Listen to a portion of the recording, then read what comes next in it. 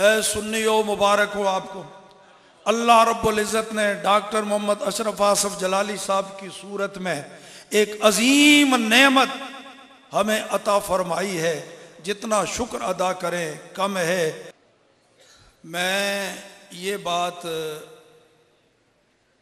शायद न कहूँ और आप इसको महसूस भी न करें कि इस वक्त आले सुन्नत व जमात में सबसे बड़ा आलिम डॉक्टर अशरफ आसफ जलाली साहब है।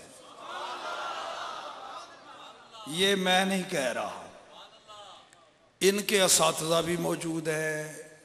हो सकता है इल्मी तौर पर इनसे भी कोई बड़ा मौजूद हो, पर मैं ये ज़रूर कहूँगा और कहने पर मेरा दिल मुझे मजबूर कर रहा है, इस दौर में आले सुन्नत व जमात की नुमाइंदगी का जो हक उन्होंने अदा कर दिया है वो शायद और किसी ने ना अदा किया हो।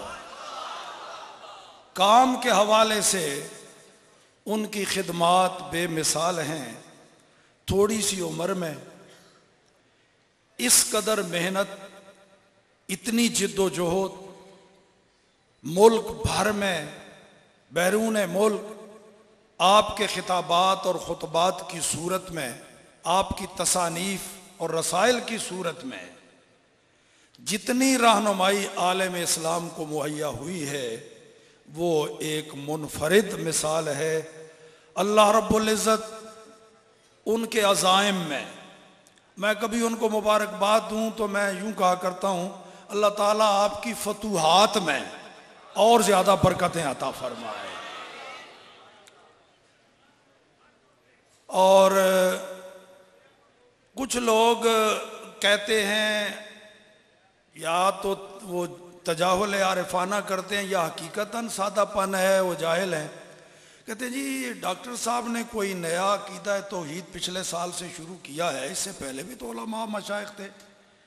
ये अकीदा तौहीद कॉन्फ्रेंस ये जो शुरू हुई है ये कोई नया अकीदा है तौहीद का? नहीं, नया अकीदा नहीं है, ये वही बुनियादी अकीदा है जो कुरान और हदीस से साबित है, जो अल्लाह के पाक कुरान में नाजिल हुआ, जिसकी तफ़हीम और तलकीन और तालीम रसूलुल्लाह सल्लल्लाहु ताला अलैहि वसल्लम ने इरशाद फरमाई।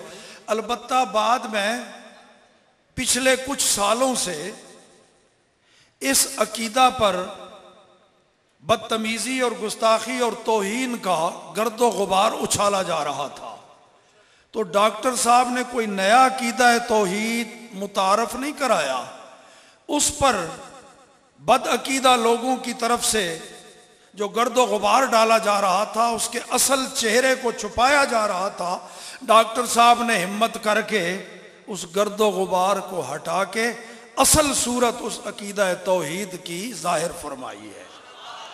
तो ये नया नहीं है, पुराना है, अलबत्ता इसको अपने असली रंग में पेश करने की सआदत डॉक्टर साहब को हासिल हुई है।